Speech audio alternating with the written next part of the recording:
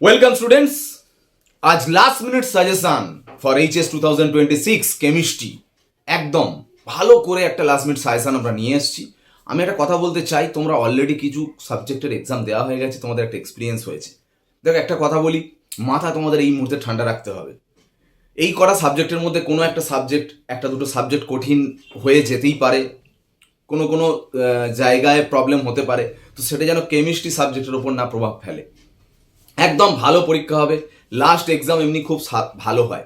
আর ওইটার যে প্রবলেমগুলো হয়েছে আগের সাবজেক্টগুলোর, সেটা মাথায় রেস চলে চলে কেমিস্ট্রি সাবজেক্টটাকে খারাপ করে দিও না। একদম যা হয়ে গেছে মাথা থেকে পুরো বাদ দিয়ে দাও, কেমিস্ট্রিটা ভালো করে করতে হবে, ঠিক আছে? দেখো এটা সাইকোলজিক্যাল ব্যাপার। তোমাদের যদি আমি একটু বেশি কিছু পড়াই, মনে হবে যেন স্যার শুধু অল্প কিছু সাজেশান দিন। আবার যদি অল্প কিছু সাজেশান দিই, তখন মনে হবে স্যার এইগুলোর মধ্যেই পড়বে, তো তাহলে ভাবো আমি তাহলে কোন দিকে যাবো। অর্থাৎ ওইসব চিন্তা বাদ দাও। আমি যে লাস্ট মিনিট সাজেশানটা নিয়ে এসেছি, এই লাস্ট মিনিট সাজেশনটা ভালো করে যদি দেখে যেতে পারো, আজকে রিভিশন টেকনিক সম্পর্কে আমি একটু বলে দেবো। দেখো আজকে সবে বায়োলজি পরীক্ষা দিয়ে এসছো, আজকে রাতটা টাইম আছে, তুমি প্রথম ইনঅর্গানিকগুলো পড়ে নাও। আমি mainly coordination compound A to Z last minute suggestion, শুধু কোশ্চেন নয়, কোশ্চেন অ্যান্সারেও যদি প্রবলেম হয় পুরোটা নিয়ে চলে এসেছি। পুরোটা ভালো করে দেখে নিতে পারবে। কোঅর্ডিনেশন কম্পাউন্ড মানে জটিল যৌগ করে নাও আজকে রাতের মধ্যে। যদি পারো ডিএফ ব্লকটা করে নিচ্ছ, ডিএফ ব্লকটা করে নেবে, কালকে সকালের মধ্যে ডিএফ ব্লকের ভিডিও পাবে, ঠিক আছে? তো এবারে দেখো, কালকে আমি মোটামুটি বিকালের দিকে আমি আরো দুটো চ্যাপ্টার দিয়ে দেবো, মানে 4টে চ্যাপ্টার হয়ে গেল হিসেব মতো, ঠিক আছে? তারপরের দিন রবিবার আর দুটো ভিডিও দেবো, মানে আর দুটো চ্যাপ্টার দেবো। একসাথে দুটো চ্যাপ্টারও দিতে পারি, আবার সিঙ্গেল চ্যাপ্টারও দিতে পারি, সেটা দেখছি কতটা কার্যকরী হয়। তো আমি কোঅর্ডিনেশন কম্পাউন্ডটা আজকের মধ্যে যাতে শেষ করে ফেলো, আর ইনঅর্গানিক ডিএফটা যাতে শেষ করে ফেলো, সেই জন্য ভিডিও দেওয়া। আজকে শুধু কোঅর্ডিনেশনটা আমি এখন দিচ্ছি, সকালে ডিএফটা পাবে। তবে একটা কথা বলি, তোমাদের মনে প্রশ্ন আছে স্যার মডেল সেট করবো না এই করবো না। দেখো আমি যে আজকে ভিডিওটা এনেছি, তুমি কি ভাবছো মডেল সেট কি নেই? মডেল সেটের সব আমার দেখা হয়ে গেছে। মডেল সেটের আমি জাস্ট সুপার সাজেশন ভিডিও দিয়েছি, আজকে যে ভিডিও দিচ্ছি, আর মডেল সেট যা দেবো সবই কমন। আজকের ভিডিওটা যদি করে ফেলতে পারো, মডেল সেট দেখতে হবে না, বা মডেল সেট দেখবে, সবই এর মধ্যেই আছে। আমি সমস্ত ঘেঁটে আমি তো সাজেশনটা বানিয়েছি, অতএব ওটা নিয়ে ভাবার কিছু বিষয় নয়। হ্যাঁ, এবারে যদি কোনো প্রশ্নের অ্যান্সারের প্রবলেম হয়, তুমি সুপার সাজেশন দেখতে পারো। আমি যতক্ষণ না ভিডিও দিচ্ছি, তোমার হয়তো তাড়াহুড়োতে আরও পড়তে হবে যেহেতু সামনে এক্সাম, তুমি সুপার সাজেশনটা ফুল ফলো করো। সুপার সাজেশন ভিডিও যেটা প্লেলিস্টে আছে পুরো ফলো করো, কোনো অসুবিধা নেই। ওর বাইরে কিছু আসবে না, এটুকু বলতে পারি একদম, ঠিক আছে? তো দেখো লাস্ট মিনিট সাজেশনের মধ্যে আমি আগেও বলেছি, তবু আরেকবার বলে দেবো। দেখো ডাবল সল্ট, কমপ্লেক্স সল্ট ভালো করে পড়ে নাও। যুগ্ম লবণ, জটিল লবণ, সংজ্ঞা পড়বে, উদাহরণ পড়বে, একদম পার্থক্য করে নাও। লিগ্যান্ড কাকে বলে, সবর্গাঙ্ক সংখ্যা, কোঅর্ডিনেশন নাম্বার কাকে বলে, উদাহরণ সমেত অবশ্যই। অ্যাম্বিডেন্ট লিগ্যান্ড কাকে বলে, উদাহরণ সমেত। চিলেটিং লিগ্যান্ড কাকে বলে, উদাহরণ সমেত পড়বে। মনোডেন্টাল লিগ্যান্ড, বাইডেন্টাল লিগ্যান্ড, ফ্লেক্সিডেন্টাল লিগ্যান্ড, উদাহরণ সমেত। একদম এগুলো একদম থিওরি প্রশ্ন, একদম পাতি থিওরি কোশ্চেন, ঠিক আছে? একদম পড়ে নাও, এখান থেকে কোশ্চেন আসার সম্ভাবনা প্রচুর। হোমোলেপটিক হেটেরোলেপটিক কমপ্লেক্স কাকে বলে, উদাহরণ। একদম একদম সহজ সংজ্ঞা, একদম বইয়ের চ্যাপ্টারের একদম প্রথমেই এইগুলো সব আছে, করে নাও। কোনো অসুবিধা হলে আমাকে বলবে, আমি সেটা দিতে পারবো। এই থিওরিগুলো আমি ডিটেলস আলোচনা করছি না, মানে যেটা একটু এক্সপ্লেনেশন আছে সেগুলো নিয়ে আমি একটু আলোচনা করে দেবো। চিলেটিং এফেক্ট, যেমন এইটা হয়তো পারবে না, আমি একটু বলে দিচ্ছি ভালো করে শোনো। এইগুলো সব পেরে যাবে কিন্তু। চিলেটিং এফেক্ট মানে, দেখো একটা কথা বলি, এটা এটা এটা কিন্তু মনোডেন্টাল লিগ্যান্ড, এটা বাইডেন্টাল লিগ্যান্ড। চিলেটিং প্রভাব মানে হচ্ছে চিলেটিং লিগ্যান্ড ব্যবহার করলে স্থায়িত্ব বেড়ে যায় কমপ্লেক্সে, এটাই হচ্ছে চিলেটিং এফেক্ট। এক্সাম্পল দিয়ে যদি ডিটেলস বলে 2 নম্বরে পড়ে, আমি এই রিঅ্যাকশনটা দিয়েছি। দেখো একটা নর্মাল লিগ্যান্ড ব্যবহার করেছি, একটা চিলেটিং লিগ্যান্ড ব্যবহার করেছি, ঠিক আছে? তুমি কি বলবে শুনে নাও, আগে ব্যাপারটা বুঝে নাও। ব্যাপারটা বুঝে নেওয়া বলতে, এখানে দেখো 1টা 6টা, মোট 7খানা, এখানে 1টা 6টা 7খানা পার্টিকেল। এখানে দেখো 1টা 3টে 4খানা, 1টা 6টা 7খানা পার্টিকেল। মানে চিলেটিং লিগ্যান্ড ব্যবহার করলে রিঅ্যাকশনের ফলে, ভালো করে শোনো, আয়ন সংখ্যা বেড়ে যাচ্ছে, আয়ন নাম্বার বেড়ে যাচ্ছে। আয়ন নাম্বার বেড়ে গেলে বিশৃঙ্খলতা বেড়ে যাবে, র্যান্ডমনেস বেড়ে যাবে। র্যান্ডমনেস যদি বেড়ে যায়, তাহলে কি হবে? ডেল এস জিরো পজিটিভ হবে। ডেল এস জিরোটা কি হবে? পজিটিভ হবে। এই লেখাটাও কিন্তু লিখে নাও। এখন এই ফর্মুলায় যদি এটা বসিয়ে দাও, যত del S zero positive value হবে, তত ডেল জি জিরো নেগেটিভ হওয়ার চান্সটা বাড়বে। তার মানে ডেল এস জিরো যত পজিটিভ হবে, তত ডেল জি জিরোটা কি হবে? নেগেটিভ হবে। আবার এই ফর্মুলা আমরা জানি ডেল জিরো যত নেগেটিভ হবে তত কে মানে সাম্যধ্রুবকের মান তত বাড়বে, সাম্যধ্রুবকের মান যত বাড়বে তত স্থায়িত্ব বাড়বে।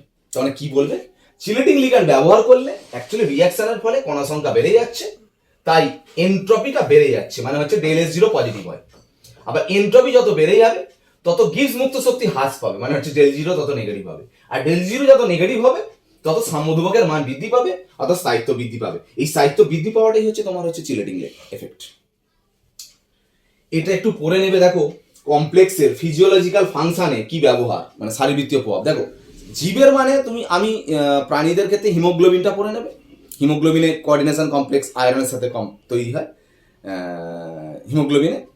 আর উদ্ভিদ দিয়ে কি করবে, ক্লোরোফিল ফিজিওলজিক্যাল ফাংশনের জন্য ব্যবহার হচ্ছে, ওটা বইয়েতে আছে, সুন্দর করে পড়ে নেবে, 2 নম্বরের মতো করেও করে নিতে পারো, বায়োলজিক্যাল ভাবে করে নিতে পারো। আর একটা ওষুধ রূপে যেটা সিসপ্ল্যাটিন ব্যবহার করা হয় ক্যান্সারের চিকিৎসায়, ওটাও পড়ে নেয় ইউজটা। এই কটা থিওরিটিক্যাল কোশ্চেন, তার মধ্যে এইটা একটু বোঝার বলে আমি বুঝিয়ে দিলাম, বাকিগুলো তোমরা নিজেরা করে ফেলতে পারবে, কোনো চিন্তা নেই, ঠিক আছে। দেখো একটা কথা বলি, এই ধরনের কোশ্চেন থেকে কোনো ভয়ের ব্যাপার নেই। এই প্রত্যেকটা কোশ্চেন একটু কনসেপচুয়াল। শুধু একটা জিনিস ভাবো, তোমাকে এত বড় কোশ্চেন দিতে পারে, মেন লেখাটা কিন্তু একটা ছোট জায়গাতেই থাকবে, এটা কিন্তু মাথায় থাকে জানো, ঠিক আছে। একটা এইরকম ফর্মুলা দিয়ে দিয়েছে, আবার কি হিন্টস দিয়েছে দেখো, 3টে আয়ন তো আছে, আর সিলভার নাইট্রেট দিলে কোনো প্রেসিপিটেট পড়বে না, মানে কোনো অদক্ষেপ তৈরি হবে না। একটা কথা বলো তো, 3টে আয়ন আছে, সিলভার নাইট্রেট দিলে কোনো প্রেসিপিটেট পড়বে না। দেখো তুমি প্রথমে 3টে আয়ন আছে, সিলভার নাইট্রেট দিলে প্রেসিপিটেট পড়বে না। সিলভার নাইট্রেট দিলে প্রেসিপিটেট কখন পড়ে, ক্লোরিন গুলো বাইরে থাকে, মানে হ্যালোজেন বাইরে থাকলে। তার মানে তুমি বুঝেই গেলে হ্যালোজেন তার মানে বাইরে নেই, হ্যালোজেন ভিতরে আছে, ঠিক আছে। কিন্তু তাহলে পটাশিয়ামটা তো ভিতরে রাখতে পারতে, কিন্তু আবার বলে দিয়েছে 3টে আয়ন। পটাশিয়াম যদি ভিতরে রাখতে তাহলে 3টে আয়ন হবে কি করে, পটাশিয়াম দুটো বাইরে রাখলে তবে তো দুটো কে আর এটা গোটাটা একটা, তবে তো টোটাল 3টে আয়ন হবে। দেখো এই হিন্টসটা দিয়ে দেবে, তোমাকে ফর্মুলাটা লিখতে হবে। এই কোশ্চেনটা দিয়েছে দেখো, এই ফর্মুলায় বলছে দুটো আইসোমার এক্স ওয়াই, দুজনেরই কোঅর্ডিনেশন নাম্বার বলে দিয়েছে 6 দিয়েছে, বলে 6। এর বলেছে নাম্বার অফ আয়ন 2 আর এর বলেছে number of ion 3, X Y এর ফর্মুলা লেখো। আচ্ছা, নাম্বার অফ আয়ন 2 বলেছে, নাম্বার আয়ন 3 বলেছে, মানে একটা দুটো আয়ন একটা 3টে আয়ন। তাহলে ব্রোমিন গুলোকে আমি কি করেছি দেখো, একটা ব্রোমিন দুটো বাইরে বের রেখেছি, একটা ব্রোমিন বাইরে একটা রেখেছি। কেন ব্রোমিনটা বাইরে দুটো রেখেছি জানো, তাহলে দুটো ব্রোমিন 2 মানে দুটো আয়ন, আর এটা একটা, মোট 3টে আয়ন। আর একটা ব্রোমিন বাইরে গেলে একটা, আর এটা গোটাটা একটা, তাহলে দুটো। কিন্তু হঠাৎ করে জলটাকে বাইরে করলাম কেন, তুমি ব্রোমিনও বাইরে রাখতে পারো, ক্লোরিনও বাইরে রাখতে পারো, কিন্তু ক্লোরিন তো বাইরে রাখতে পারবে না ওইভাবে, মানে সিএল তো একটাই আছে। 3টে আয়ন আর দুটো আয়ন পাবে কি করে, এখানে দুটো আয়ন, এটা 3টে আয়ন হচ্ছে, দেখো দুটো বি আর এটা গোটাটা একটা, আর এটা একটা বি আর এটা গোটাটা একটা, দুটো আয়ন আর এটা 3টে আয়ন।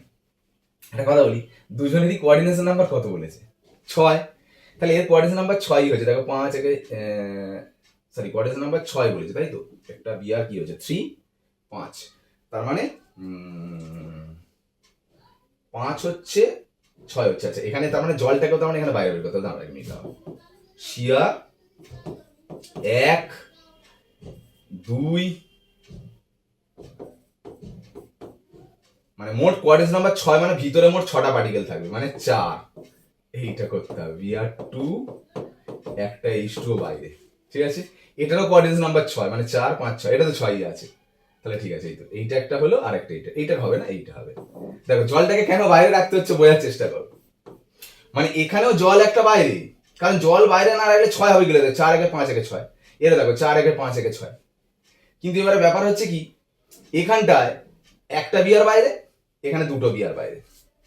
এখানে যদি একটা বিয়ার বাইরে রাখো, তাই না, এখানে যদি দুটো বিয়ার বাইরে রাখছো বলে দুটো আয়ন আর একটা আয়ন, মোট 3টে আয়ন পাচ্ছ, আর এখানে একটা একটা দুটো আয়ন পাচ্ছ, বুঝতে পারলে, তবে তো এটার সাথে ম্যাচ করবে, মানে 2 আয়ন্স আর 3 আয়ন্স। এগুলো বুঝে করতে হবে, এইভাবেই যে কোশ্চেনটা দেবো ওরকম ব্যাপার নয়, কথাটা বুঝলে কি, এরকম কোশ্চেন করতে পারে। এই দুটো কম্পাউন্ড দিয়েছে, এটা কিন্তু মডেল সেটের কোশ্চেন, কোনো প্রবলেম হলে আমাকে বলবে, কিন্তু আমি তাহলে কি বলে এ বক্সে মানে হচ্ছে ইনবক্সে আমি তাহলে অ্যান্সারগুলো সেইভাবে লিখে, যদি কোনো বলে শিওর মানে পুরো টু দ্য পয়েন্ট অ্যান্সার লিখে পাঠান স্যার, আমি তাহলে পাঠিয়ে দেবো। এই দুটোর মধ্যে বলছে মোলার কন্ডাক্ট্যান্স কার বেশি কার কম। এখানে কটা আয়ন বলো? 4টে, একটা 5টা আয়ন, এখানে 2টো, একটা 3টে আয়ন। তাহলে মোট কটা আয়ন? এখানে কটা আয়ন আছে? 5টা আয়ন, এখানে কটা আয়ন আছে? 3টে আয়ন। তাহলে এর মোলার কন্ডাক্ট্যান্স বেশি, এর মোলার কন্ডাক্ট্যান্স কম। ঠিক আছে? তো এইভাবে কোশ্চেন তো তোমাকে বলতে পারে কি, এরকম একটা এইটাকেই বলতে পারে যে এতে সিলভার নাইট্রেট দেওয়া হলো, এক্সেস সিলভার নাইট্রেট, কমল এজিসিএল প্রেসিপিটেট পড়বে, 4 মোল এজিসিএল প্রেসিপিটেট পড়বে। এতে সিলভার নাইট্রেট দিলে কমল এজিসিএল প্রেসিপিটেট পড়বে, 2 মোল এজিসিএল প্রেসিপিটেট পড়বে, যেহেতু দুটো সেল বাইরে আছে। এরকম ভাবে ঘুরিয়ে প্রশ্ন থাকতে পারে। আচ্ছা, ভ্যালেন্সি মানে 2 ধরনের হয়, একটা প্রাইমারি ভ্যালেন্সি, একটা সেকেন্ডারি ভ্যালেন্সি। প্রাইমারি ভ্যালেন্সি মানে হচ্ছে তার জারণ সংখ্যাটা, আর সেকেন্ডারি ভ্যালেন্সি মানে কোঅর্ডিনেশন নাম্বারটা। কোঅর্ডিনেশন নাম্বার কত? 5 একে 6, আর মানে সেকেন্ডারি ভ্যালেন্সি তার মানে 6, আর প্রাইমারি ভ্যালেন্সি মানে মুখ্য যোজ্যতা, গৌণ যোজ্যতা মানে 6, আর মুখ্য যোজ্যতা মানে জারণ সংখ্যা কি করে বের করবে? এরকম এক্স অ্যামোনিয়া 0 × 5, সিএল এর -1, SO4 এর -2 = 0, তাহলে x = +3। এটা হচ্ছে মুখ্য যোজ্যতা, মানে জারণ সংখ্যাটা মুখ্য যোজ্যতা। ঠিক আছে? তো দেখো, এটা অনেকবার করে বলেছি, নিজেরা করে নেবে।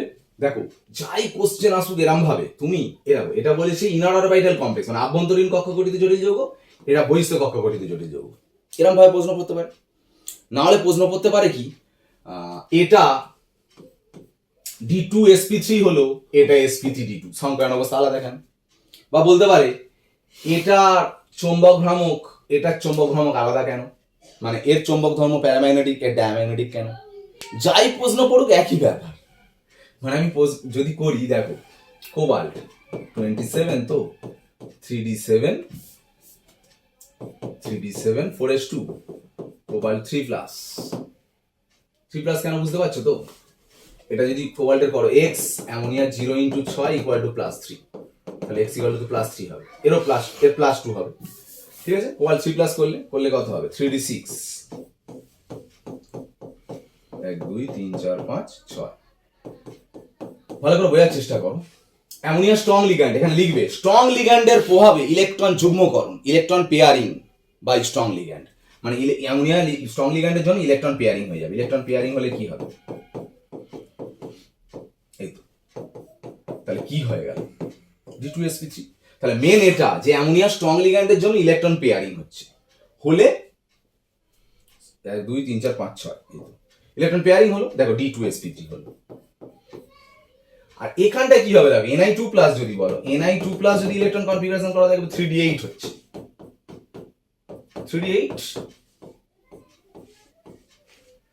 আচ্ছা বলো তো, এখানে যতই অ্যামোনিয়া স্ট্রং লিগ্যান্ড হলো ইলেকট্রন চাপতে পারবে? D2 হবে কি করে? এটা চেপে না এখানে করলো, দুটো ডি ফাঁকা করবে কি করে? তাহলে এখানে লিখতে হবে স্ট্রং লিগ্যান্ড হলেও ইলেকট্রন যুগ্মকরণ পসিবল নয়, electron pairing is not possible. So এখানে sp3d2 হবে অ্যাকচুয়ালি। এখানে যেটা হবে হাইব্রিডাইজেশনটা sp3d2। তাহলে পরীক্ষা বলতে পারে হাইব্রিডাইজেশনটা কেন আলাদা হয়? একই ব্যাপার। মানে আমরা সাধারণত কি জানি, এখানে যখন এই কটা করে নেবে, ঠিক আছে, এই কটার মধ্যেই আসবে। এইখানে যেমন স্ট্রং লিগ্যান্ড, এখানে উইক লিগ্যান্ড। স্ট্রং লিগ্যান্ড বলে ইলেকট্রন যুগ্মকরণ হচ্ছে, উইক লিগ্যান্ড বলে যুগ্মকরণ হচ্ছে না। স্ট্রং লিগ্যান্ড মানে যুগ্মকরণ হচ্ছে, উইক লিগ্যান্ড বলে যুগ্মকরণ হচ্ছে না। এখানে দুটোই স্ট্রং লিগ্যান্ড, তবু এখানে যুগ্মকরণ হচ্ছে, এখানে যুগ্মকরণ হচ্ছে না। তার জন্য ম্যাগনেটিজমও আলাদা হয়ে যাচ্ছে। তো এর আনপেয়ার্ড ইলেকট্রন দুটো, তার মানে এর যদি ম্যাগনেটিক মোমেন্ট বের করো x + 2, এটা তো ফর্মুলা, x এর জায়গায় 2 বসাবে, দুটো আনপেয়ার্ড ইলেকট্রন। আর প্যারাম্যাগনেটিক, এটা ডায়াম্যাগনেটিক, চৌম্বক ধর্ম আলাদা হচ্ছে কেন? এর অযুগ্ম ইলেকট্রন 0, অযুগ্ম ইলেকট্রন থাকছে না, 0 বসিয়ে করবে যত ম্যাগনেটন হবে। এই কিন্তু স্ট্রাকচার থেকে একটা প্রশ্ন আসতে পারে। মানে বলতে পারো এখানে যেমন যখন করবে এর DsP2 হবে, এর sp3 হবে। এর DsP2 মানে সমতলিক বর্গাকার আকৃতি হবে, আর এর sp3 মানে চতুস্তলক আকৃতি হবে। আকৃতি পার্থক্য, চমক ধর্ম পার্থক্য, inner orbital complex, outer orbital complex, কোনটা হাই স্পিন লো স্পিন, এরকম ভাবে প্রশ্ন যা ইচ্ছা দিতে পারে। তা দেখ ভালো করে বোঝা যাচ্ছে এটা ইনার অরবিটাল কেন বলছে। ভিতরের কক্ষক নিচ্ছে বলে ইনার অরবিটাল, আর বাইরের কক্ষক নিচ্ছে বলে এটা কি হচ্ছে? Outer orbital. এ হচ্ছে লো স্পিন, দেখো স্পিন 0, এ হাই স্পিন, দুটো আনপেয়ার হচ্ছে বলে, ঠিক না? আইসোমার কোশ্চেন একটা আসবে, যেটা তোমার জিওমেট্রিক্যালও হয়, অপটিক্যালও হয়। জিওমেট্রিক্যাল বললে দেখো কোঅর্ডিনেশন নাম্বার এখানে 6, কিন্তু 2 EN তো বাইডেন্ডেন্ট। তুমি যখন আঁকবে দেখো এগুলো জিওমেট্রিক্যালি বলবে, জিওমেট্রিক্যাল যদি বলে যে দুটো সিএল একটা কি করে লিখবে, একটা সিস করে লিখবে আর একটা ট্রান্স করে লিখবে, এই গল্প শেষ, আঁকা হয়ে গেল, গল্প শেষ। এই তো দুটো জিওমেট্রিক্যাল আইসোমার আঁকো, গল্প শেষ। যদি বলে অপটিক্যাল মানে এটা জ্যামিতিক সমাবেগ, যদি বলে আলোকীয় সমাবেগ আঁকো, আলোকীয় সমাবেগ হলে এর তো আলোকীয় সমাবেগ হয় না, একটা আঁকবে, একে তার দর্পণ প্রতিবিম্ব এঁকে দেবে, বুঝতে পারলে?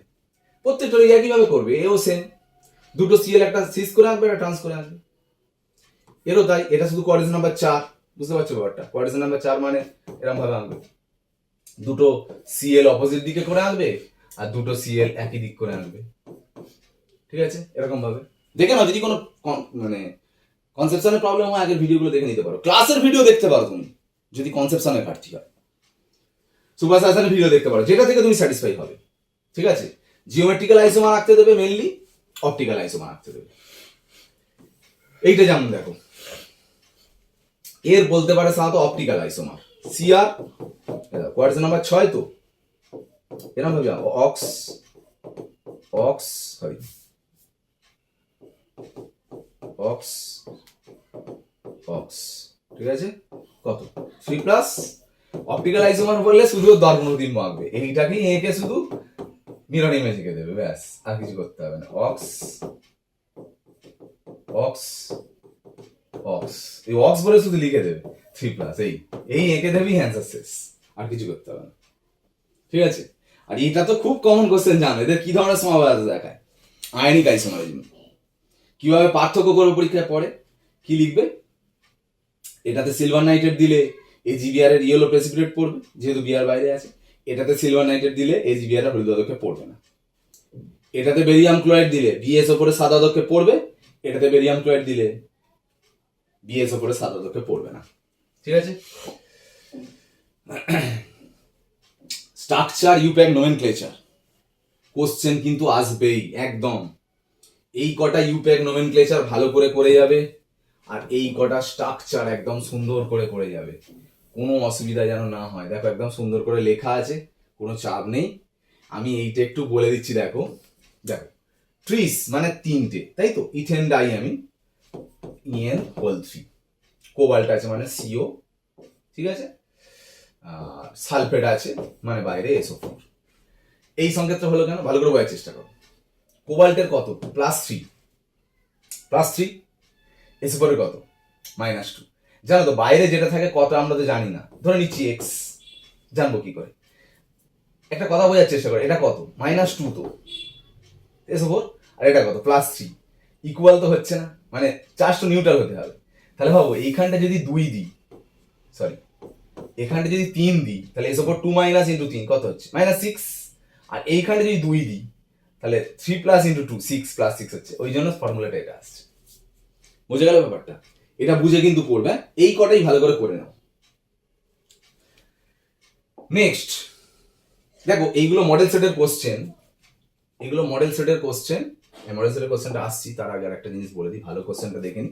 এ তো একদম পড়ে বসে আছে, জানো তো, কালার নেই একদম। তোমরা জানো তো মানে লেখাটা কিরকম ভাবে লিখবে, এর ইলেকট্রন কনফিগারেশন করবে, Cu2+ এর ইলেকট্রন কনফিগারেশন করবে 3d9, আর Cu+, এটা Cu+ কেন হবে করে দেখিয়ে দেবে। দেখো Cu(x) Cn এর -1 × 4 = -3, তাহলে x +, ঠিক আছে? এর 3d10, তাহলে বলবে এখানে d9 ইলেকট্রন বিন্যাস বলে dd ইলেকট্রন স্থানান্তর সম্ভব, তাই রঙিন, আর এখানে dd ইলেকট্রন স্থানান্তর সম্ভব নয়, তাই বর্ণহীন। একদম কালারলেস থেকে কোশ্চেন কিন্তু আসবেই। এইটা এটা বলে নি, এই যে ম্যাগনেটিক মোমেন্ট এক্ষুনি তো বের করলাম, হাই স্পিন করে যে কটা আনপেয়ার্ড ইলেকট্রন থাকবে √(x(x+2) তে বসিয়ে দেবে, তাই না? এইখানে একটা কথা বলি, high spin D4 octahedral CFAC, এই যে ব্যাপারটা আছে, এখানে একটা কথা বলি, অক্টাহেড্রালের ক্ষেত্রে জানো নিশ্চয়ই, ওপরে এইরকম ব্যাপারটা হয়,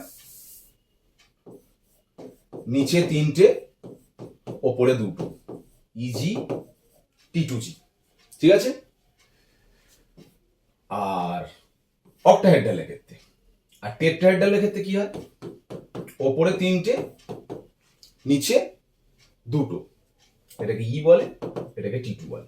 আচ্ছা, যেহেতু এটা নিয়ে আমি ছাড়ছি, এটা দিয়ে প্রশ্ন আছে, আমি এটা দিয়ে করো, দু রকমের একটু প্র্যাকটিস করে নিও, অসুবিধা নেই, একদম সিম্পল আছে, কোনো অসুবিধা নেই। শুধু চিন্তা করবে কি, এরটা নিচেরটা -0.4, ওপরেরটা 0.6 প্লাস, মানে নিচেরটা সবসময় নেগেটিভ হবে, এরাও নিচেরটা নেগেটিভ, ওপরটা পজিটিভ। এর নিচেরটা হচ্ছে 0.4, ওপরেরটা হচ্ছে 0.6, আর এর নিচেরটা 0.6, ওপরেরটা 0.4। এটাকে ডেল ও দিয়ে প্রকাশ করে, এটাকে ডেল টি দিয়ে প্রকাশ করে, একটু করে নিও। কিন্তু প্রবলেমটা কোথায় জানো, প্রবলেমটা হচ্ছে তোমাকে যদি হাই স্পিন লো স্পিন বলে, হাই স্পিন মানে কি, D4 হাই স্পিন মানে 1 2 3 4, এটা হাই স্পিন। লো স্পিন মানে 1 2 3 4, এটা বলেনি কিন্তু, হ্যাঁ আমি দেখিয়ে দিচ্ছি তবু। এটা লো স্পিন মানে 2টো আনপেয়ার, বুঝতে পারছো, এটা 4টে আনপেয়ার হচ্ছে। হাই স্পিন মানে প্রত্যেকটা এরকম করে যাবে আর কি।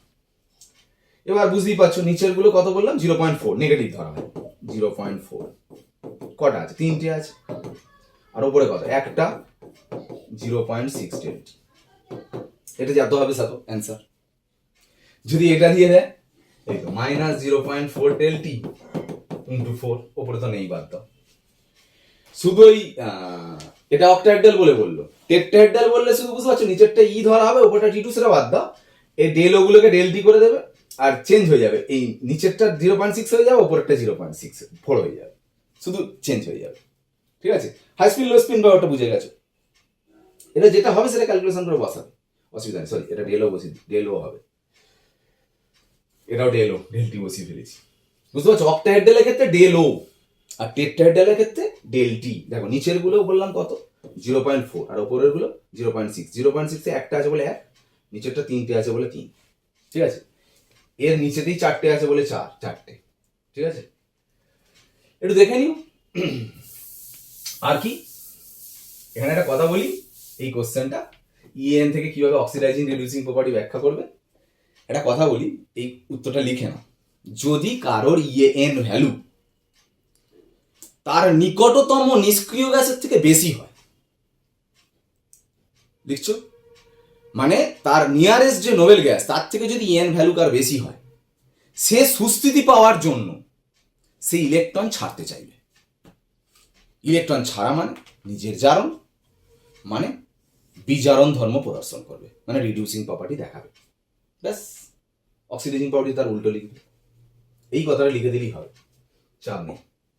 মাঝখানে একটা পেজ আর বাকি, এগুলো সবকটা আমি মোটামুটি বলে দিয়েছিলাম এতে, তবু আমি একবার বলে দিচ্ছি, শোনো, এগুলো মডেল সেটে পাওয়া গেছে।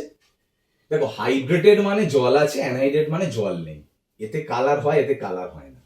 জল থাকলে জল লিগ্যান্ড হিসাবে কাজ করে, অ্যান্সার লিখে নাও। লিগ্যান্ড হিসাবে কাজ করলে তখন ডি অরবিটালের স্প্লিটিং ঘটায়, বিভাজন ঘটায়, তাই এখানে ডিডি স্থানান্তর হয়, তাই কালার হয়। আর এখানে জল থাকে না বলে ডিডি স্থানান্তর হয় না, তাই কালার হয় না। কেআইতে I2 দিলে আর কেআইতে HgI2 দিলে দুই ক্ষেত্রে হিমাঙ্কের অবনমন বা হিমাঙ্ক কিন্তু আলাদা হয়, মানে এখানে হিমাঙ্ক বেড়ে যায়, এখানে হিমাঙ্ক কমে যায়। কেন? দেখো, কেআইতে I2 দিলে তৈরি হয় Ki3, আর কেআইতে HgI2 দিলে হয় K2HgI4। ভালো করে ভেবে দেখো, ব্যালেন্স করলে দেখতে পাবে এখানে যে কটা আয়ন, এখানে আয়ন কমে গেছে, এটা তো কোঅর্ডিনেশন কমপ্লেক্স হচ্ছে, জটিল যৌগ তৈরি হচ্ছে। দেখো, 2টো কে আর এটা একটা, মানে 3টে আয়ন হচ্ছে, আর এখানে কটা আয়ন হচ্ছে, 2 4টে 5, মানে এটা তো বাদ দাও, এটাও যদি ধরা যায়, দেখো আয়ন সংখ্যা অনেক কমে গেছে, মানে এইটা থেকে এইটা আয়ন সংখ্যা কমে গেছে, কিন্তু এখানে আয়ন সংখ্যা কমে না। তাহলে কেআইতে HgI2 দিলে আয়ন নাম্বার কমে যাচ্ছে, আয়ন সংখ্যা কমে যাওয়া মানে কি, হিমাঙ্ক তো বেড়ে যাবে। ঠিক আছে, যেভাবে কোশ্চেন দিক না কেন এটা দিলে এইভাবে লিখে দিয়ে আসবে যে জটিল যৌগ তৈরি হচ্ছে, তাই জন্য আয়ন সংখ্যা কমে যাচ্ছে বলে তাই হচ্ছে, যেটা হবে সেটা হবে। দেখো, ইএন কাউন্ট সূত্র কি, ইএন এর ফর্মুলা হচ্ছে কি না, কেন্দ্রীয় ধাতব পরমাণুর প্রোটন সংখ্যা মানে Z minus oxidation number plus 2 into লিগ্যান্ডের সংখ্যা। ধরো এর প্রোটন সংখ্যা কত, 26, তারপরে হচ্ছে অক্সিডেশন নাম্বার মানে এখানে বের করো, এটা +4 -6 -6, মানে -2, মানে Fe +2, তাহলে +2 বসাতে হবে। 2 ইন্টু লিগ্যান্ডের সংখ্যা কটা, 6টা, তাহলে কত হচ্ছে, 26 থেকে 2 বাদ দিলে 24, 12, 36 হচ্ছে। প্রত্যেকটা করবে। মুখস্থ যদি রাখতে চাও কার প্রোটন সংখ্যা কত এটা মুখস্থ রাখবে। আর ইএন সবসময় মনে রাখবে, হয় 36 হবে, নাহলে 54 হবে, নাহলে 86 হবে, এর বাইরে হবে না। পরীক্ষায় কোশ্চেন একটু ঘুরিয়ে দিতে পারে। কিরকম বললো, আয়রন কার্বনিল যৌগ, কার্বনিল গ্রুপের সংখ্যা কত, মানে লিগ্যান্ডের সংখ্যা কত চাইছে, মানে Fe CO X, কোনো চাপ নেই। এবার আয়রনটার কত, 26, আয়রন তো 26 এক্ষুনি দেখলে, তো 26-এর কাছাকাছি নোবেল গ্যাস কোনটা হবে, 36 হবে। তার মানে এখানে বুঝে নিতে হবে ইএনটা তার মানে 36 আগে থেকে বসিয়ে দিতে হবে। 36 ইকুয়াল টু 26, অক্সিডেশন নাম্বার 0, কারণ CO তো 0, 0 ইন্টু এক্স মানে Fe 0, প্লাস 2 ইন্টু লিগ্যান্ডের সঙ্গে এক্স ধরে নাও, দেখো এখানে এক্স বেরোবে, কত বেরোবে, 5 বেরোবে। আরেকটা কোশ্চেন একবার এসেছিল, এটা মডেল সেটের প্রশ্ন। এখানে লিগ্যান্ড যে 4টে আছে ইএন দিয়ে ব্যাখ্যা করবে কি করে, মানে লিগ্যান্ডের সংখ্যাটা বের করবে কি করে। লিগ্যান্ডের সংখ্যাটা বের করার ক্ষেত্রে সূত্র হচ্ছে, দেখো এখানে তার মানে বুঝতে হবে ডাইরেক্ট আমি ইএনটা বসিয়ে দিতে হবে, মানে এখানে যেমন ইএন ক্যালকুলেট করতে দিচ্ছে, আর এখানে ইএন তোমাকে বসিয়ে দিতে হবে। দেখো এইচ জি কত, যাও এইচ জির একটা বলে দেবে, যাও ধরো এইচ জির একটা, যাও এটা বলে দেবে কত, 80 বলে দিয়েছে তো, তাহলে 80-র কাছাকাছি কে আছে, 86 আছে। তার মানে ইএন এর জায়গায় 86 বসাবে, জেড এর জায়গায় 80 বসাবে, এর জারণ সংখ্যা বসাবে, 2 ইন্টু লিগ্যান্ডের সংখ্যাটা এক্স ধরবে, দেখবে এক্স এর মান 4 বেরোবে, অতএব 4। মানে তোমাকে ইএন বের করতে দিতে পারে বা লিগ্যান্ডের সংখ্যা বের করে দিতে পারে। লিগ্যান্ডের সংখ্যা যখন বের করে দিতে বলবে, তখন ইএনটা তুমি যেটা প্রোটন সংখ্যা বলে দেবে তার কাছাকাছি যেটা, সেই ইএনটা বসাতে হবে। বুঝে গেল ব্যাপারটা। লাস্ট বলে দিই, সিএফএসি অফ, এটাও মডেল সেটের question, CFSE of tetrahedral low হয় কেন, মানে tetrahedral crystal field sublimation energy low হয় কেন। দেখো টেট্রাহেড্রালের ক্রিস্টাল ফিল্ড স্প্লিটিং এর ভ্যালুটা কম হয় অক্টাহেড্রালের থেকে, এটা 1 নম্বর কারণ। ডেলটিটা 4-9 ডেলো, অক্টাহেড্রাল থেকে মানে টেট্রাহেড্রালের ক্রিস্টাল ফিল্ড বিভাজনের মানটা কম হয়, এটা একটা কারণ। আর টেট্রাহেড্রালে 4টে লিগ্যান্ড, অক্টাহেড্রালে 6টা লিগ্যান্ড। টেট্রাহেড্রাল যে বিভাজন ঘটাবে, অক্টাহেড্রাল তো বিভাজন বেশি ঘটাবে স্বাভাবিকভাবে, সেই জন্য সিএফএসির মানটা কম হয়। ঠিক আছে, তো মডেল সেট নিয়ে অনেকে চিন্তায় আছে। মডেল সেট দেখো, তুমি মডেল সেটের শুধু 2টো মডেল সেটের মডেল পেপার নয়, লাস্টে যে সাজেশন যে পেজ দিয়েছে তার মধ্যে এর বাইরে কোশ্চেন নেই, প্লাস আমার নিজস্বতা যা আছে আগের যা কিছু সব মিলিয়ে আমি বলে দিয়েছি। একদম ভালো করে করো, এইটা আজকে রাতের মধ্যে কমপ্লিট করে নাও। কাল সকালে আমি ডিএফ ব্লগ নিয়ে আসছি, মানে ইনঅর্গানিকটা পুরো কমপ্লিট করে নাও। আর যদি সময় থাকে সকালের দিকে, বেশি নাম্বার কোনটাতে আছে, নাইট্রোজেন কম্পাউন্ড চ্যাপ্টার আর কেমিক্যাল কাইনেটিক্সটা পড়ে নাও। আমি রাতের মধ্যে ভিডিও আনবো, ঠিক আছে? অবশ্যই, মানে সন্ধ্যের মধ্যে আয়না নেবো। একদম ভালো করে করো, এইভাবে প্র্যাকটিস করে যাও, তাহলে কিন্তু প্রবলেম হবে না, একদম ভালো করে নাম্বার হবে। বেস্ট অফ লাক, ভালো করে পড়াশোনা করো, বাই।